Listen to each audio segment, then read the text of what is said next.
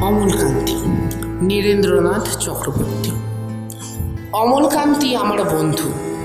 স্কুলে আমরা একসঙ্গে পড়তাম। রোজ দেরি করে ক্লাসে আসতো, পড়া পারত না।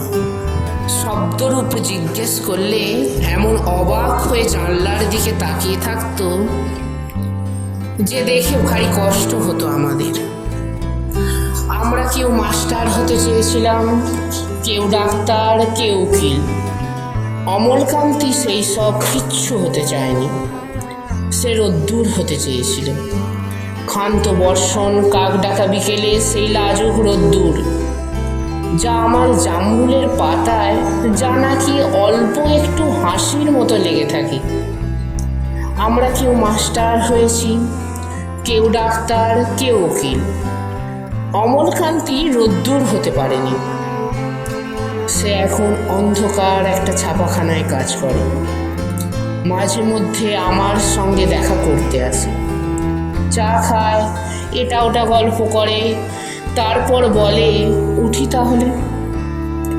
আমি ওকে দরজা পর্যন্ত এগিয়ে দিয়ে আসি।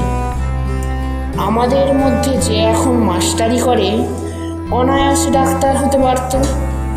যে ডাক্তার হতে চেয়েছিল উকিল হলে তার এমন কিছু ক্ষতি হতো না।